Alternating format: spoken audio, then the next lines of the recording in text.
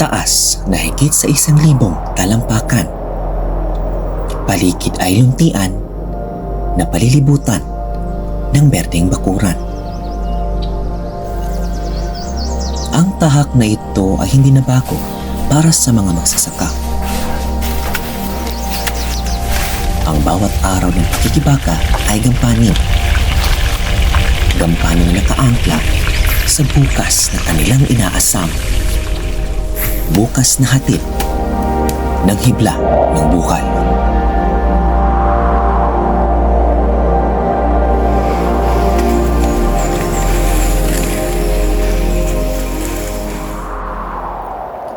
Sa Pilipinas, pangatlo ang rehiyon ng Caraga sa may pinakamalawak na produksyon ng abaka. Isa ang lungsod ng Sibagat sa tinaguriang Abaka Capital ng Agusan del Sur. Isang malaking karangalan na siyang hinabi ng magsasakang puhunan ay dugo at pawis.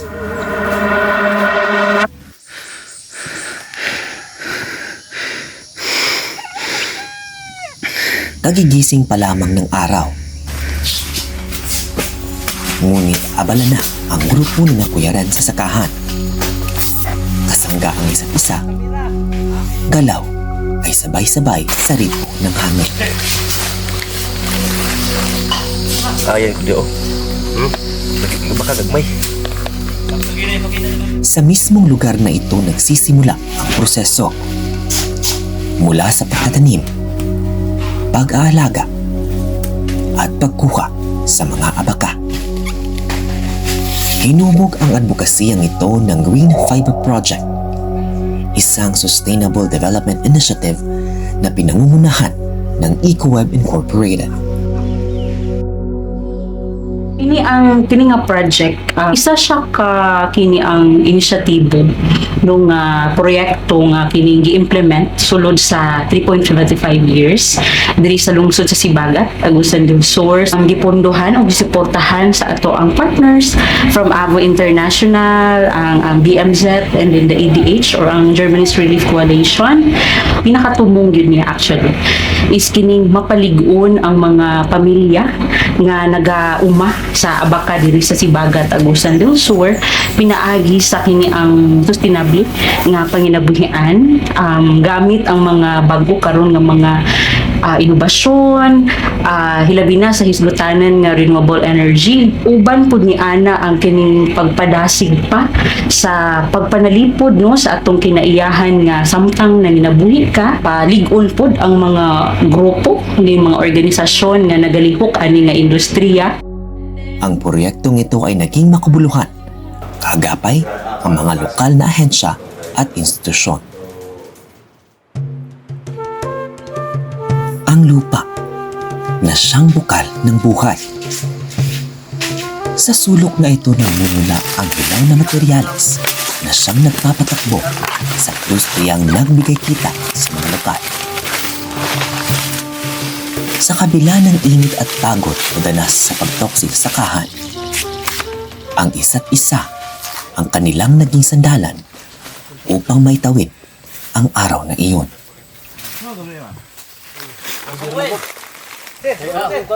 Lahat ay sama-sama.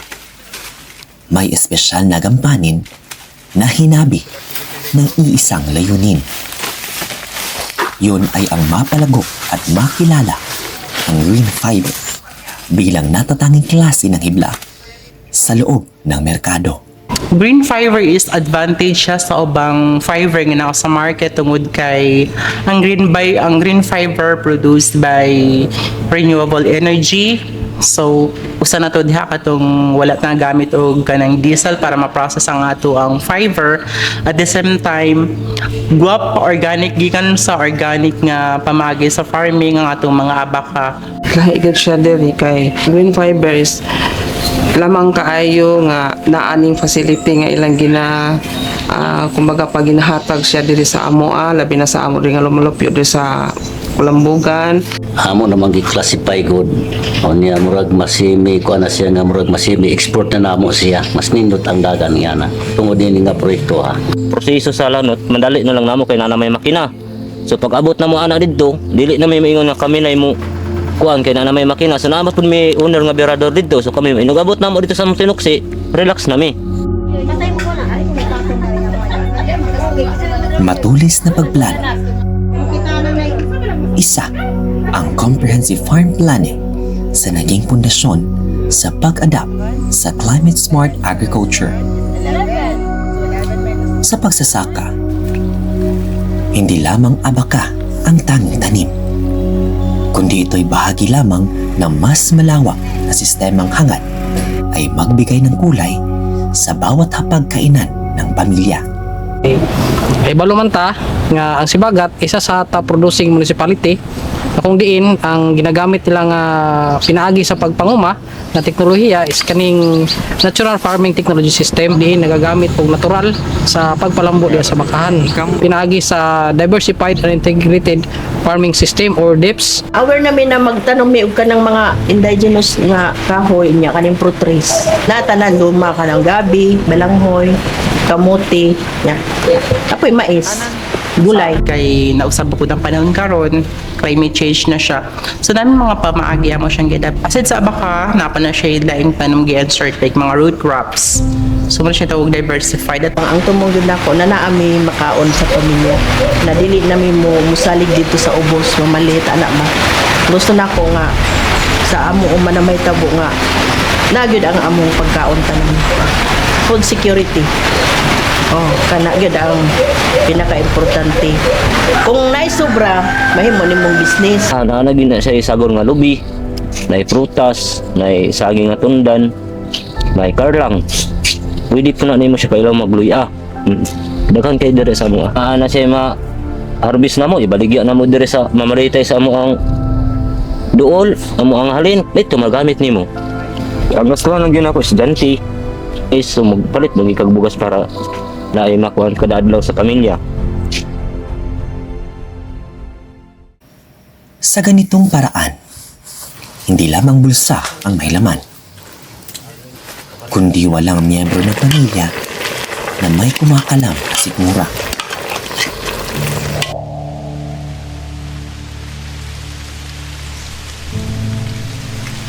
Alas 3:38 na ng hapon, kasabay ng pag-awit ng ibon ay ang kaluskos ng mga damo.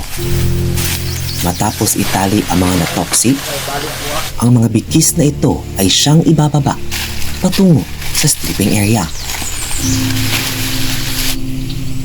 Hindi madali ang daanan. 30 minutos. Pakikipagsapalaran habang isang paa ay nakabaon sa hukay. Nakayuko, pawisan, nahihirapan habang karga hindi lamang ang bigat ng pasanin, kundi pati mga pangarap na ibinulong nila sa lupa.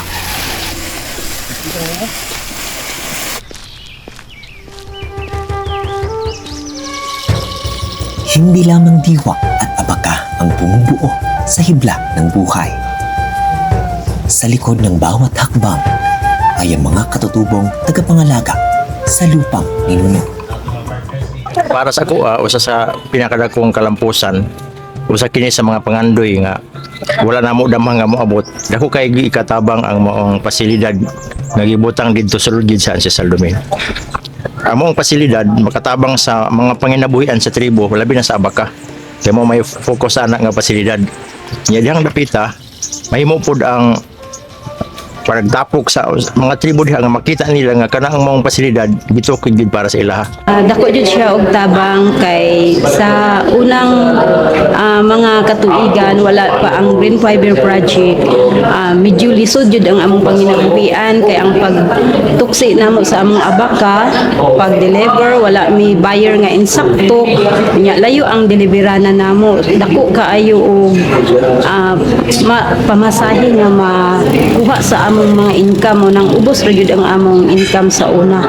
Ang na-contribute jud ani mas dali, mas sayon ang ilahang pag-deliver sa ilahang mga produkto sa abaka. Naagi sa tabang sa ubang ahensya sa gobyerno ug sa local government unit, ma-enhance pud ang kahibalo sa tribo. Unya magpabilin ang gugma og isig ka igsuon sa tribo mintras gidugangan ang abilidad sa panginabuhian diha sa abaka. Ang inisyatibang ito ay nakikipag-isa sa ating mga tribo. Tinitiyak na ang pag-unlad ay hindi sumasalungat sa kanilang tradisyon, kundi nagbibigay ng bagong pag-asa at dignidad sa bawat pamilyang katutubo.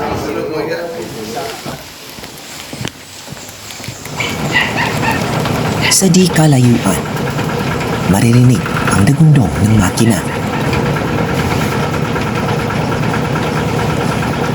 Makinang nagbigay daan upang mapadali ang stripping process ng abaka fiber. Ang dating manual na paghila, ngayon ay mas pinadali ng makabagong teknolohiya. Subalit, sa mahabang panahon, gasolina ang pangunahing nagpapagana sa instrumentong ito para ang banta sa lumulubong porsyento ng greenhouse gas emissions. Ngunit walang bagay na di kayang solusyonan. Sa tulong ng agham at inobasyon, ang dating gasolina, ngayon, ang abaka fiber processing ay ganap ng pinapatakbo gamit ang likas na renewable energy systems. RE, renewable energy, so power siya na generated from natural resources. There is a facility, ang main na ginagamit na RE is ang solar. So kanin establish ni siya with complete ang flow of operation. So gidesign ni siya kay para ang mga mag-process ng mga farmers kay with fiber area kung naputay dry fiber area kay para ma-maintain na to ang gwapo na quality. Katabang si solar power tungod kay una-una sa pag-strip dili namin kinahanglan mo gamit og diesel.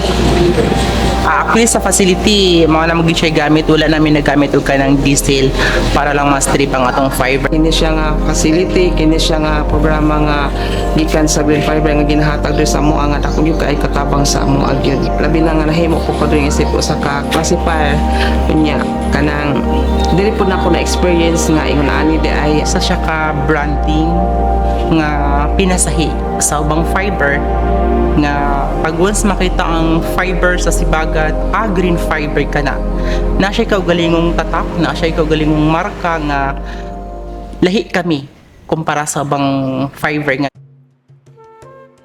Hindi lamang ang green energy ang kamangha-mangha sa makabagong paraan na ito, sapagkat isa sa mga layunin ng proyektong ito na gawing kapaki-pakinabang ang mga sobrang materyales sa green fiber processing.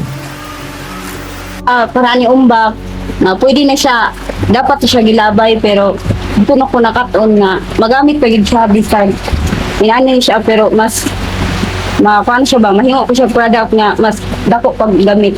Imong tan-awon useless na gyud siya kay laya na gud siya. Pero sa training mahitungod antong training ani nga handicrafts kung kuan na naaghat na gani ang mga kabayilan nga kanang murag gusto lami man gaya kayo daw mo buhat lagi ani. Pila man day ang price ani ana rami nga 300. Pag naara ko sa balay, maka-income gyud ko pinaagi ani nga mga products maghimoan ng nana. Tapos nami dako nami gamay ani.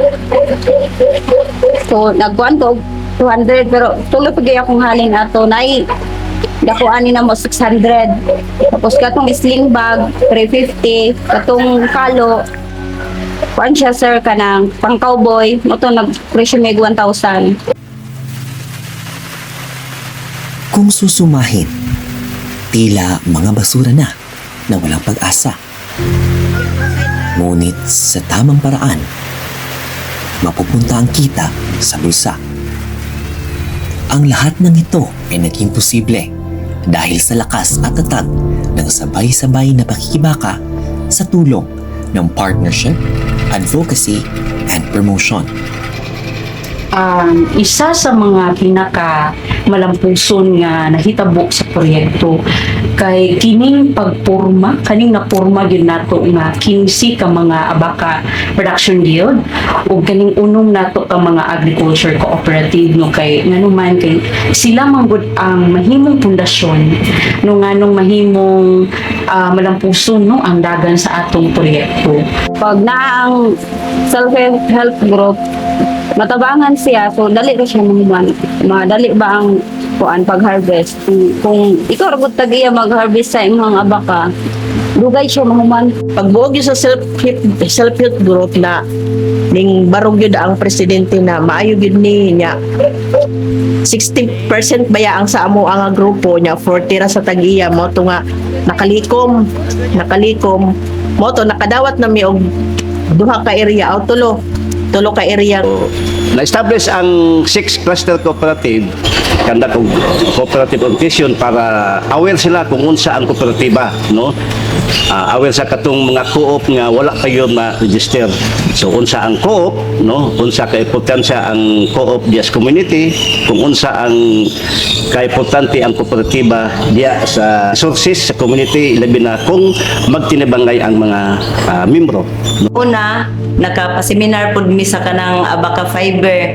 Unya adtong kanang product sama sa paghimog bag kani unani umbak na dugangan ang among mga akong kahibalo kay permi man na ay mga trainings and workshops sa pagkakaroon amo na pong na-apply sa among co-op ang among na seminaran. So good ay may nag-start mi og pamalit og lanot.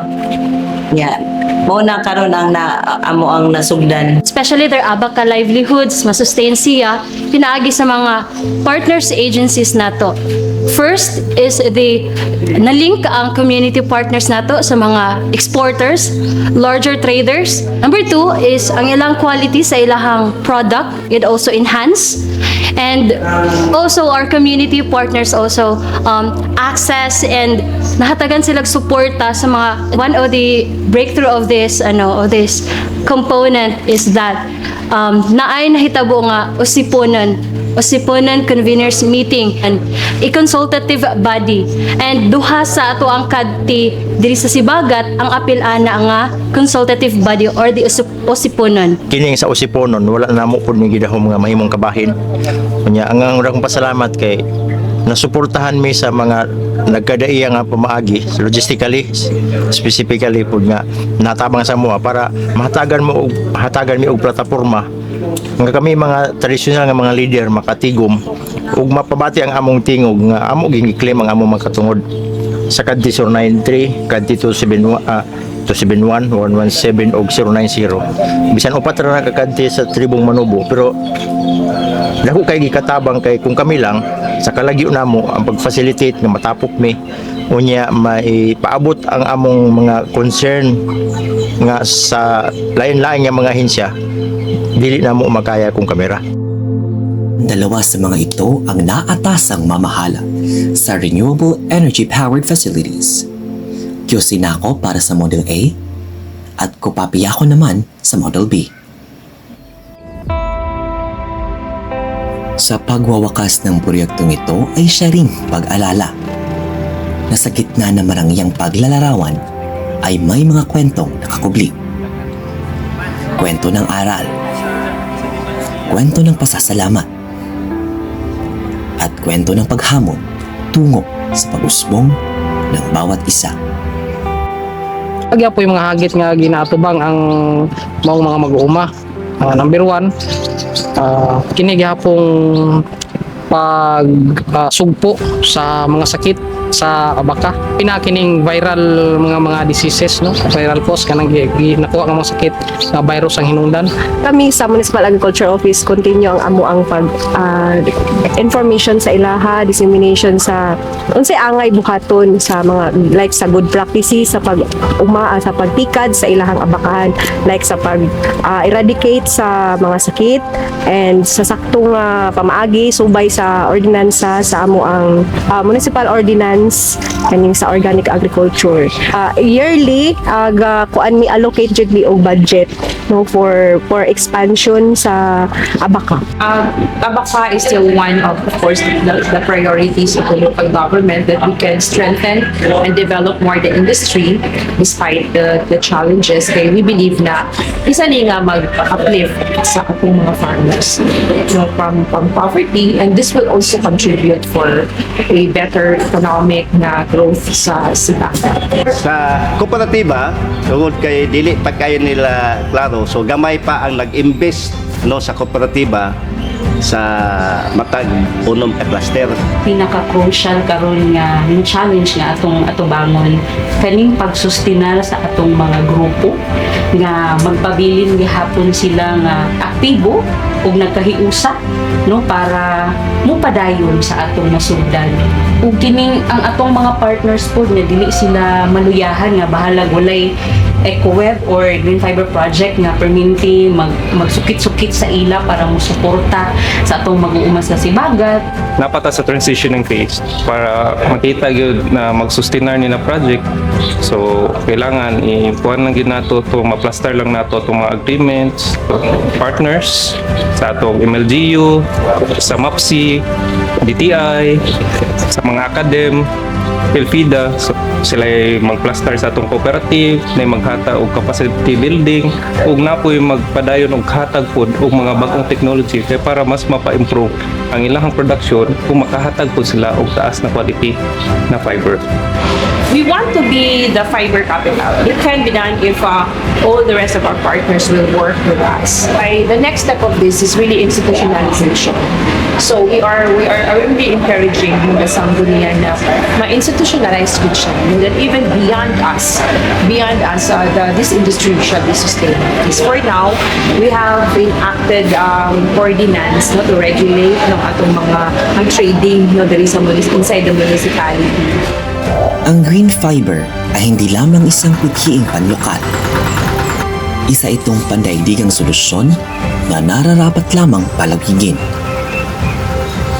Higit pa sa bawat hibla na ating napoproseso. Ito ay patunay na walang anumang hamon ang di kayang tibagin.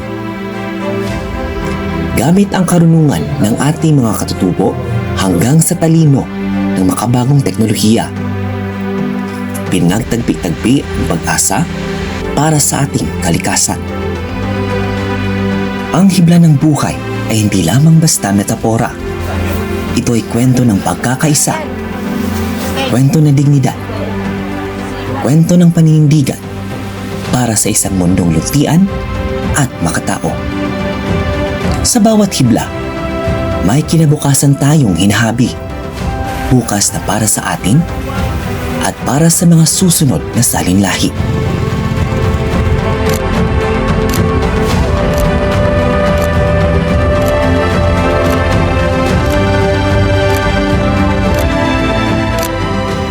Dahil sa sakahang iyon, hindi lamang abaka ang patulo na titindig.